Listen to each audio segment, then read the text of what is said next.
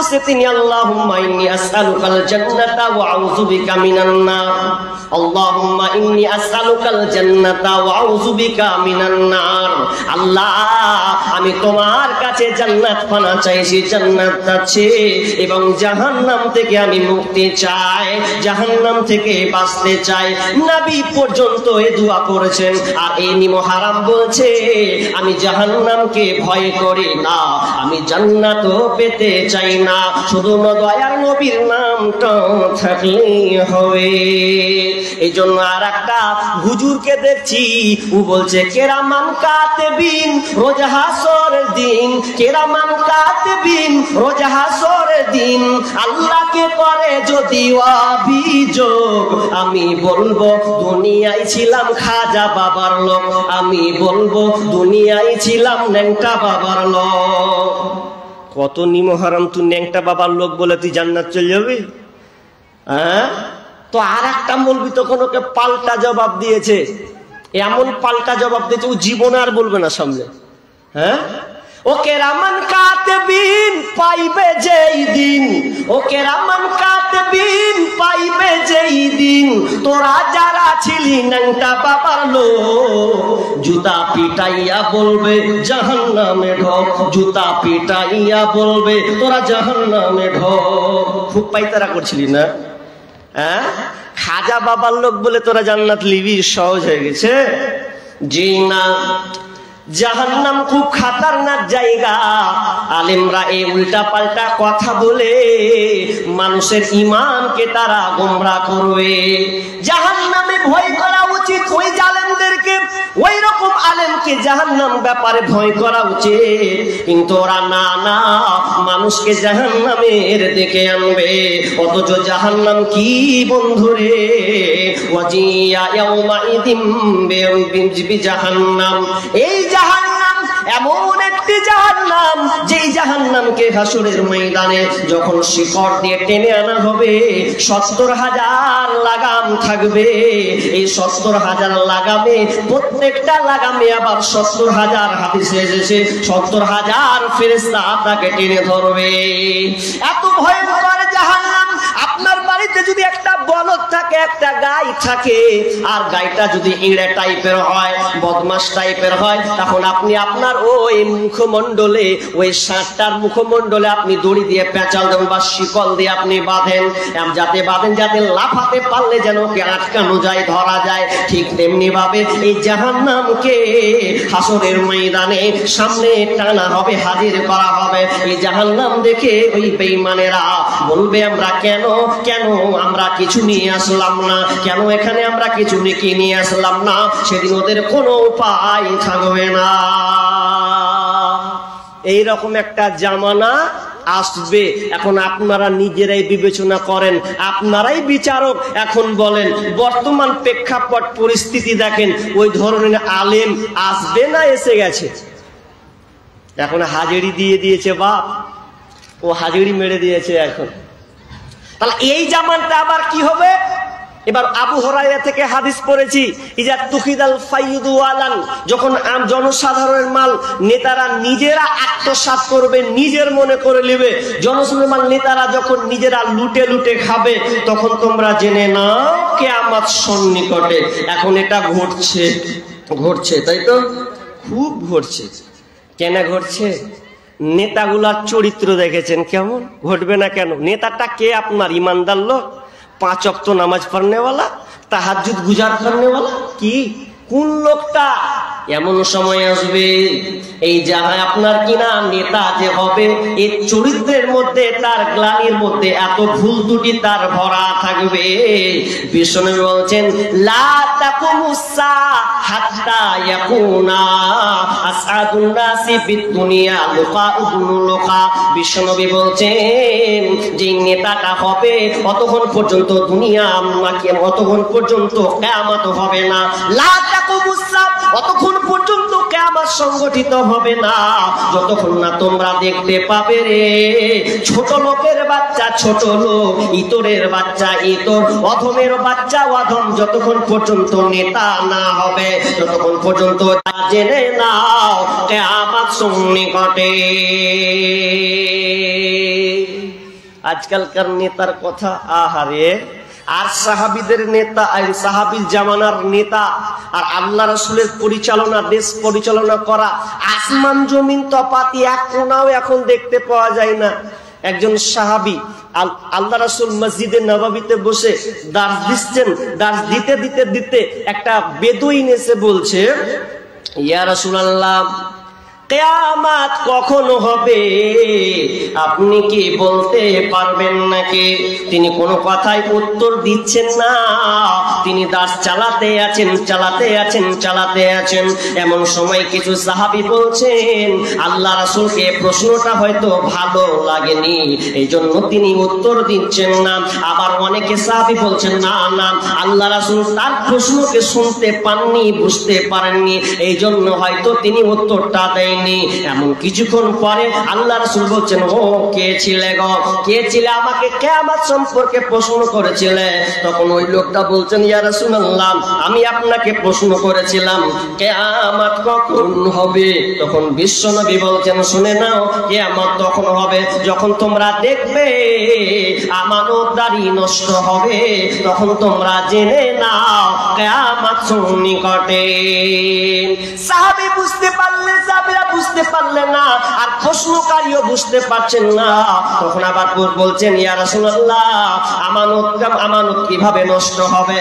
তখন আল্লাহ রাসূল বলছেন, শুনে নাও, যেদিন তোমরা দেখবে অযোগ্য ব্যক্তিকে নেতৃত্ব দেওয়া হবে, অযোগ্য ব্যক্তি মেম্বার হবে, প্রধান হবে, এমএলএ এমপি হবে, সরকার মরণ হবে, এক কথায় দায়িত্বশীল সে হবে, সেই দায়িত্বশীল যে পাবে ও হবে অযোগ্য লোক। অযোগ্য লোক যখন এ দায়িত্ব পাবে, তখন তোমরা জেনে নাও কিয়ামত সন্নিকটে। তাহলে এখন কেমন কি অবস্থা দেখেন, অযোগ্য লোক যারা হবে তারা দায়িত্ব নিবে, জি ওরা দায়িত্ব নিবে। আর ওটাই এখন বর্তমানে আপনি দেখেন, আপনাকে নাম বলতে হবে না, আপনি বিবেকমান মানুষ, আপনি বসেই দেখছেন যে কারা দেশ চালায়, কে এমপি, কে এমএলএ, কে প্রধান, কে মেম্বার, কারা কতটুকু মানে যোগ্য রাখে এই দায়িত্ব পালন করার, আপনি তো নিজেই বুঝতে পারছেন। আর সাহাবীরা কেমন দায়িত্বশীল ছিলেন, সাহাবীদের সিলসিলা আপনি দেখেন তারা কেমন দায়িত্ববান ছিলেন। আমিও তো সাহাবীদের কথাও বলবো না, আল্লাহ রাসূলের কোনো আপনার ঘটনাও বলবো না, তবে একটা আপনাকে বলছি এক্সাম্পল, উদাহরণের জন্য। পঞ্চম খলিফা উমর বিন আব্দুল আজিজ, তিনি একজন পঞ্চম খলিফা ছিলেন। সেই পঞ্চম খলিফার একটা কথা আপনি ইতিহাসটা নেন আপনি, তাহলে বুঝতে পারবেন নেতার আর বর্তমান নেতা কত পার্থক্য আছে। ওমর বিন আব্দুল আজিজ তিনি একদিন মন খারাপ করে আছেন, তো মেয়ে বাড়িতে বসে কান্না করছে। ঈদের সময়, ঈদ হবে, তো ঈদের হচ্ছে আনন্দের দিন, তো ঈদ যে এখন হবে, তো ঈদের আনন্দের মুহূর্তে তার মেয়ে কান্না করছে।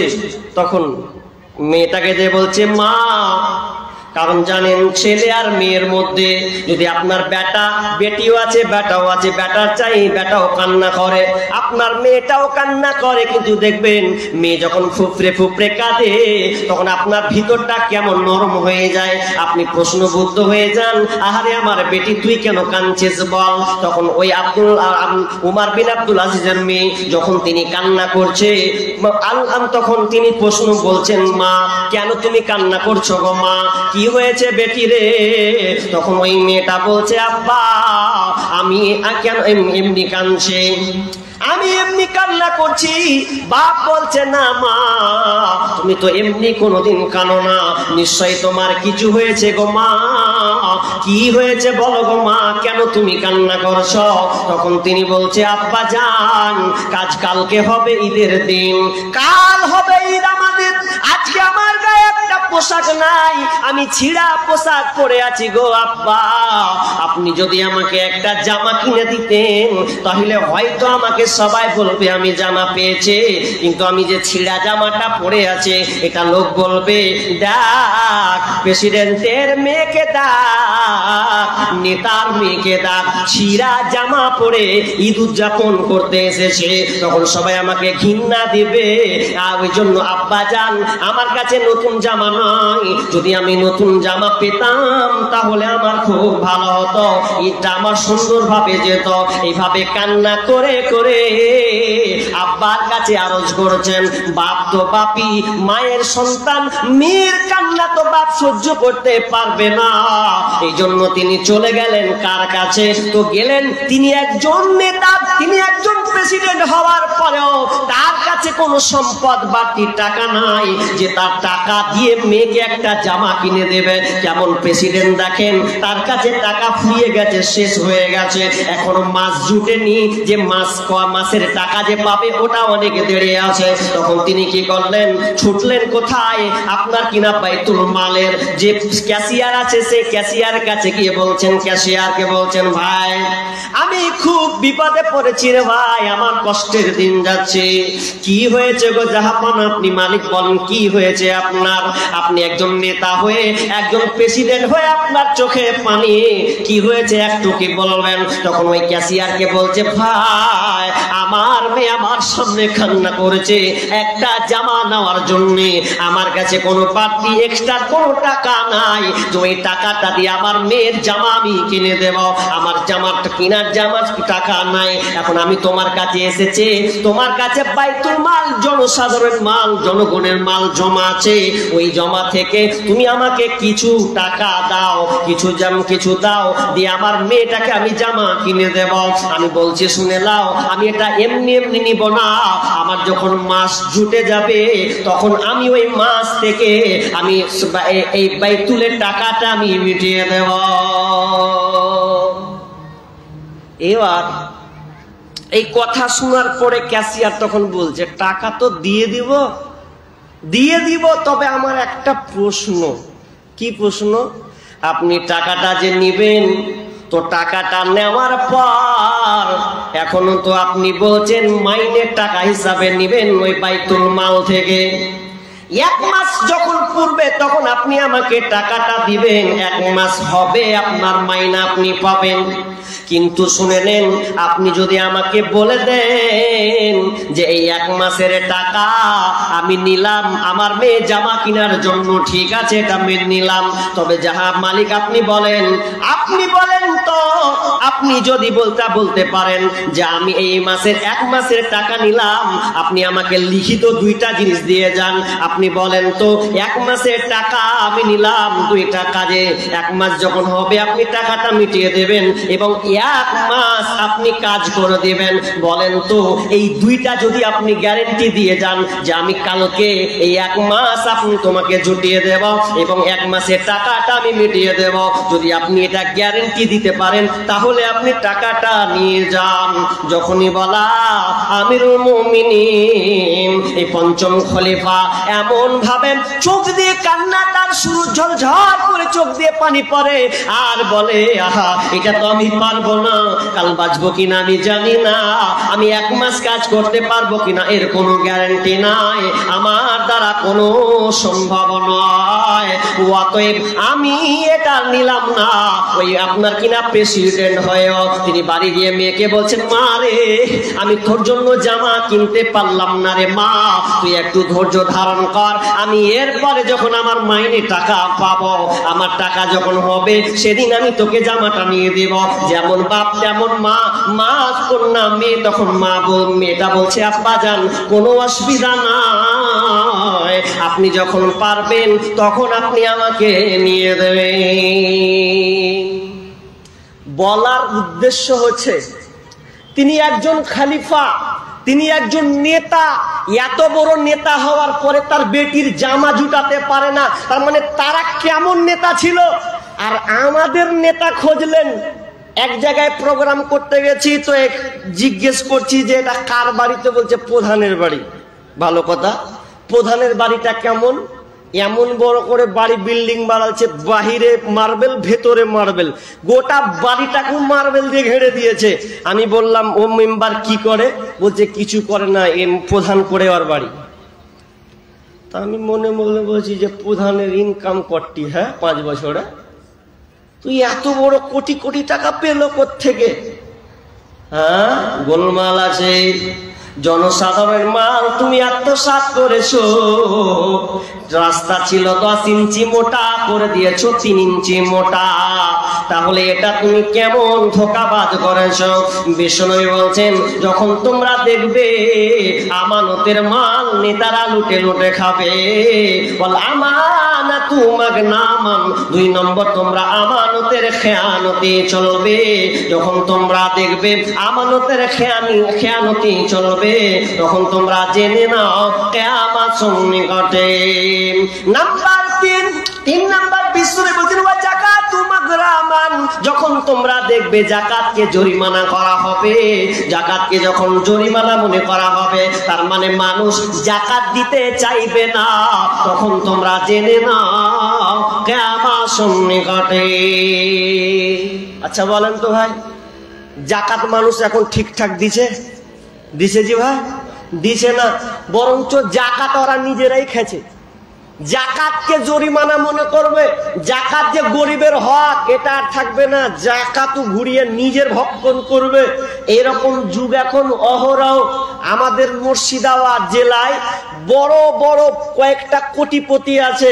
এই কোটিপতিগুলা যদি মিনিমাম নয় 3-4 জন যদি ওদের সম্পদ থেকে যাকাতের টাকা বের করে, নিসাব পরিমাণ যদি বের করা হয়, তাহলে আমার যেটা গবেষণা, এই এত টাকা মুর্শিদাবাদে যত গরিব আছে সব গরিব, একটাও গরিব থাকবে না, সব বড় লোক থাকবে। মুর্শিদাবাদের কথা বলছি, বাকি অন্য রাজ্যের কথা বাদ দেন। আমাদের মুর্শিদাবাদে যত এই আপনার কোম্পানি আছে, খালি শুধু এক কোম্পানির কথা শুনলাম, হচ্ছে কত কোটি টাকা আছে ও নিজেই জানে না। ওর টাকা যে কতটি আছে ও নিজে এখন পর্যন্ত জানে না। বলছে আগে ম্যানেজারকে জিজ্ঞেস করতে হবে, কোথায় কোথায় ম্যানেজার রাখা আছে সবকে জিজ্ঞাসা করতে হবে। এত টাকা দিনে এক একটা জায়গায় কোটি কোটি কোটি কোটি টাকা ইনকাম। তা ওই লোকগুলা যদি শতকরা তার নিয়াত থেকে বছরে যদি সে যাকাত বের করে, সবাই খাবে, এরকম একটা। কিন্তু এমন একটা জামানা ছিল যে জামানায় যাকাত বের হতো। আরে আল্লাহ রাসূল যখন পুরো আপনার কিনা মক্কা শহরকে যখন তিনি আয়ত্ত করে নিলেন, তিনি সুন্দর শান্তি প্রতিষ্ঠা করলেন, তখন বাইতুল মালের ফান্ডের টাকা জমা হতো।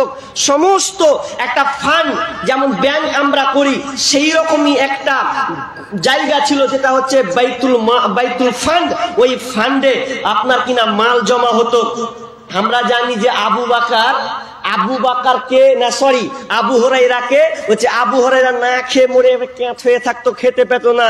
ওটা তো শুরুতে, শেষের দিকে আবু হুরায়রা কি জানেন, রেশমির কাপড় দিয়ে মুখ মুছতো। কত টাকা ছিল শেষের বেলাতে। ওমর ইবনে আব্দুল আজিজের জামানায় যাকাত যে দিবে এরকম নেওয়ার লোক ছিল না, যাকাত যে দিবে এরকম লোক ছিল না। এমন একটা জামানা, একটা লোক 3 দিন ধরে ঘুরছে, ও যাকাতের টাকা দিবে তো লোক খুঁজে পায় না যে কাকে দিব টাকাটা। ওনার জামানার কথা বলছি। 3 দিন ধরে বাইতুল মালের টাকা দিবে তো লোক ঘুরে বেড়েছে, কাকে দিব কাকে দিব, কেউ নিতে চাহে না। 3 দিন হয়ে গেছে, লাওয়ার লোক নাই।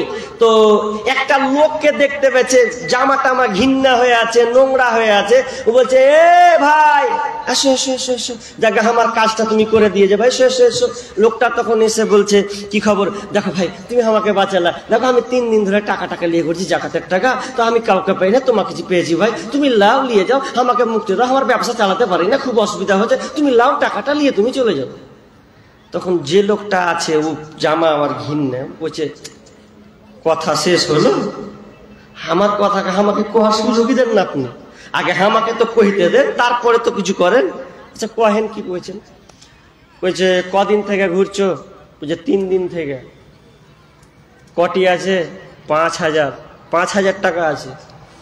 বলছে তুমি 5,000 টাকা নিয়ে ঘুরছো 3 দিন ধরে, আমি 20,000 টাকা নিয়ে ঘুরছি 10 দিন ধরে। আর তুমি আমাকে 5,000 টাকা দিয়ে বুঝিয়ে দিছ। আমি 20,000 টাকা 20 দিন ধরে 10 দিন ধরে খালি ঘুরছি, কাকে দিব? দেখছো আমার জামা কত ঘিন্না নোংরা হয়ে গেছে, খালি 10 দিন ধরে ঘুরে বেড়াচ্ছি যে আমার পোশাকে ঠিক নেই, ঠিক মতন যে খাবো আমার টেনশন ঢুকে গেছে। আসলে এমন একটা জামানা আসবে, বলছে লা তাকুমুস সা হাত্তা ইয়াকসুরা ফিকুমুল মাল, এমন একটা সময় আসবে যে মানুষ মাল দিবে, বলছে লাও ভাই আমার টাকাটা লাও, ওই লোকটা বলবে লিবো না, কালকে না আসনি, আজকে আমার মেলে টাকা হয়ে গেছে, যাও ফুটো, লিবো না টাকা। এটা এক জামানা ছিল। কেন ছিল? এই জন্য ছিল কারণ তারা যাকাতকে প্রাধান্য দিত। যাকাত মানে বরকত আছে বন্ধুরে, আপনার মালকে পবিত্রতা করবে এই যাকাত। কিন্তু আজকের মুসলমান যাকাতকে জরিমানা মনে করে নিয়েছে যে না আমি যাকাত দিব না, দিব না, দিব না। বিষ্ণু বলছেন যখন তোমরা দেখবে যাকাতকে জরিমানা মনে করা হবে, তখন তোমরা জেনে নাও কিয়ামত সন্নিকটে।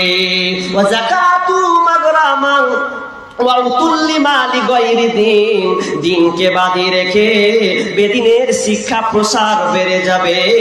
দ্বীন ইসলামকে বাদ দিয়ে দুনিয়ার শিক্ষা, বেদিনের শিক্ষা প্রচার বেড়ে যাবে। এটা চলছে কি চলছে না ভাই? ইসলামী শিক্ষা আস্তে আস্তে একদম বসে যাবে, আর দুনিয়াবি শিক্ষা আস্তে আস্তে চাঁটতে চাঁটতে উপরে উঠে যাবে। দেখেন একটা যদি মাদ্রাসা হয় তো 5টা খালি একাডেমি আছে, হয়েছে কি হয়েছে না? এটা একটা মাদ্রাসা তো খালি 8টা খালি একাডেমি, ওর একাডেমি, ওর একাডেমি, চারদিকে একাডেমি। তো এটাই বর্তমানে ঘটছে এখন, যে মাদ্রাসাগুলো একদম ভিক্ষার হাত নিয়ে ঝুলবে, দাও দাও মাদ্রাসার জন্য দাও, মানুষ চারিদিকে ছুটবে। কিন্তু দুনিয়াবি শিক্ষার বেলায় এগুলো কোনো থাকবে না, এমন হালাত হবে। এটা কেন হবে গো? বিশ্বনবী আনাস রাদিয়াল্লাহু তাআলা বলছেন যখন এই জামানাটা কিয়ামতের, এটাও একটা লক্ষণ, এটাও একটা আলামত। বিশ্বনবী বলছেন ইন্না মিন আশরাতিস সাআ আইয়ুরফাল ইলম ওয়া ইয়াকসুরাল জাহাল, আইয়ুরফাল ইলম ওয়া ইয়াকসুরাল জাহাল। যখন আপনার কিনা ইলম উঠে যাবে, জ্ঞান উঠে যাবে, মূর্খতা বেড়ে যাবে, তখন তোমরা জেনে নাও কিয়ামত সন্নিকটে। দিন উঠে যাওয়া তার মানে জ্ঞানী লোক থাকবে না, আইয়ুফাল ইলম জ্ঞান উঠে যাবে, ওয়ায়াকসুরাল জাহাল মূর্খতা বেড়ে যাবে, তখন তোমরা জেনে নাও কিয়ামত সন্নিকটে। আচ্ছা বলেন তো এখন জ্ঞানী লোক বেশি না কম? কথা উত্তর দেন। কম, জ্ঞানী লোক কম, ডিগ্রিওয়ালা লোক কম। ডিগ্রিওয়ালা লোক তো বেশি। আগে 20 বছর পিছন দিকে চলে যান, একটা যদি মাস্টার হয়েছিল সবাই দেখে চরে উমুকের বেটা এমবিবিএস ডাক্তার হয়েছে, দেখা গেছ, মারলো দৌড় দেখে এলো। আর এখন ঘরে ঘরে এমবিবিএস ডাক্তার, প্রায় বাড়িতে মাস্টার, উকিল, ব্যারিস্টার আছে নাই? আছে। তার মানে এখন বর্তমানে শিক্ষিত লোক বাড়ছে, শিক্ষিত লোক বাড়ছে। আর হাদিসে বলছে কি, আল্লাহ কি বলছেন যে না শিক্ষিত লোক থাকবে না, কমে যাবে। তাহলে কোন শিক্ষার কথা বললেন গো? হাদিসে আবু হুরায়রা পেলাম যে দ্বীনি শিক্ষা উঠে যাবে, দুনিয়াবি শিক্ষার প্রচলনটা আস্তে আস্তে বাড়বে। এটা হয়ে যাবে। এটা হচ্ছে কি হচ্ছে না এখন? দেখেন আপনার যদি একটা ছেলে স্কুলে পড়াশোনা করে, আপনি ওই ছেলেকে যখন স্কুল যায় তখন বলে আয় বেটা লে লে ধর, লে 100 টাকা লে ধর, যা যা যা স্কুল যা।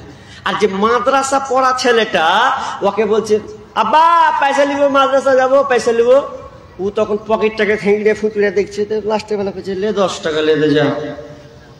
আরে বেটা তো দুটাই তোর, একটা স্কুলে পড়নেওয়ালা ওকে 100 টাকা, আর যে মাদ্রাসায় যেছে ওকে বলছে 20 টাকা লে দে তুই চল যা। আচ্ছা বলেন তো এটা কোন চোখে দেখছে? কোন চোখে দেখছে? আলোচনাটাই বলছে যে দিনকে বাদ রেখে, এই দ্বীনি শিক্ষাকে বাদ দিয়ে বিজাতির শিক্ষাকে মানুষ মানে মূল্যায়ন করবে, ওটাই মানুষ উঠাবে। আর এগুলো হওয়ার কারণে আজকে দেখেন ভালো লোক নাই, মূর্খতা দিন দিন বাড়তে চলেছে, মূর্খতা দিন দিন বাড়তে চলেছে। আর এ শিক্ষার কথা বলছেন, বাপ রে বাপ, এ শিক্ষার কি 5 পয়সা মূল্য নাই এখন। যদি মূল্যায়ন থাকে বলে, তাহলে যে শিক্ষা শিখে মা বাপকে সম্মান দিতে জানে না, আলেমের সম্মান বুঝে না, বড় শ্রদ্ধা জানে না, যেই শিক্ষা সমাজের উন্নয়ন করতে পারে না, যেই শিক্ষা আখিরাতের মুখী করতে পারে না, ওই শিক্ষার 5 পয়সা দাম নেই, 5 পয়সা মূল্যায়ন নেই। অথচ আমরা এই দুনিয়াবী শিক্ষাকে প্রাধান্য দিয়েছি, এত প্রাধান্য দিয়েছি। জি, কেমন প্রাধান্য দিয়েছি? আজকে স্কুলগুলোর মার্কেটগুলো দেখেন, কলেজের হালাতগুলো দেখেন, স্কুলের হালাতগুলো দেখেন, এগুলো শিক্ষা হলো? কলেজেতে যাইব তারা লিখা পড়ার নামে, লিখা পড়া ছেড়ে তারা প্রেমের আলাপ করে, ওরা প্রেমের আলাপ করে। কলেজেতে যাইব তারা লিখা পড়ার নামে, লিখা পড়া ছেড়ে তারা প্রেমের আলাপ করে, ওরা প্রেমের আলাপ করে। এদের মা বাবার খবর নাই, এসব কি করতেছে ভাই, কি বলবো রে ভাইয়া, তাদের দেখায় কি বদকার, মেয়েদের সমান অধিকার। মোবাইলে কথা বলে প্রেমিকের সাথে, ঘন্টার পর ঘন্টা চলে যায়, খবর রাখে না যে। মোবাইলে কথা বলে প্রেমিকের সাথে, ঘন্টার পর ঘন্টা চলে যায়, খবর রাখে না যে। গজব দুনিয়াতে ভাই, আসতে দেরি তো আর নাই, গজব দুনিয়াতে ভাই, আসতে দেরি তো আর নাই। কি বলবো রে ভাইয়া, তাদের দেখায় কি বদকার, মেয়েদের সমান অধিকার। অথচ বিশ্বনবী বলছেন, ও গার্জেনেরা তোমরা শোনো, তোমার সন্তানকে তুমি কোন শিক্ষা শেখাও? বিশ্বনবী বলছেন, মান হালা ওয়ালিদুন ওয়ালাদান মিন নাহনিন ফাআফদালা মিনহু আদাবিন হাসান। রাসূল সাল্লাল্লাহু আলাইহি ওয়াসাল্লাম বলছেন, তোমার সন্তানকে তুমি পৃথিবীর যত কিছু শিক্ষা দাও না কেন, তোমার সন্তানকে তুমি যতই কিছু দাও না কেন, গাড়ি দাও, বাড়ি দাও, জায়গা জমি বেলবেলে যা কিছু দাও না কেন, যতক্ষণ পর্যন্ত তোমার সন্তানকে উত্তম জিনিস দেওয়া হচ্ছে সুশিক্ষা দেওয়া। যে সুশিক্ষা মানে আল্লাহর জ্ঞান রাখে, কোরআনের জ্ঞান রাখে, এটা যখন তোমরা সন্তানকে দিতে পারবে, এটা হচ্ছে তোমার জন্য সুশিক্ষা দেওয়া। আসলে শিক্ষার মধ্যে পার্থক্য আছে, একটা হচ্ছে সুশিক্ষা, একটা হচ্ছে কুশিক্ষা। সুশিক্ষা কোনটা? যেটা আখেরাত মুখী করে, আখেরাত মুখী করে, এটা হচ্ছে সুশিক্ষা। কিন্তু আজকে দেখেন আখেরাত মুখী কোথায় আছে? আখেরাত মুখী কোন জায়গায়? জি, এখন আপনারা এখানে যত লোক আছেন বলেন তো, আপনারা কোনটাকে বেশি ভালোবাসেন? হাত উঠা করাবো। আচ্ছা বলেন, কোরআন কে কে পড়তে পারেন? কোরআন কে কে পড়তে পারেন? কোরআন কোরআন কটা লোক আছে এখানে? একটাও লোক নেই। কোরআন পড়তে পারেন? দেখে দেখে কে এমন আছেন? জি, তাহলে ময়না এলাকাতে কোরআন পড়ার লোক নেই নাকি? হ্যাঁ, ওরা মনে করছে হাত উঠিয়ে আবার উল্টা পাল্টা করবে না তো, আপনাকে উল্টা পাল্টা করার লেগে হাত তুলতে বলেছি। জি, আপনি কোরআন পড়তে পারেন কিনা এটা দেখতে চাইছি। তার মানে আপনাকে বলতে চাচ্ছি, আল্লাহ রাসূলের বাস্তবতা আপনাকে দেখাতে চাইছি। আর বলছেন দ্বীনি শিক্ষা উঠে যাবে, তার মানে এখান থেকে প্রমাণ হয়, বলেন কোরআন পড়নেওয়ালা কটা লোক এখানে বসে আছেন? উঠলে 10 থেকে 20টা উঠবে, এর থেকে তার বেশি উঠবে না। উঠবে?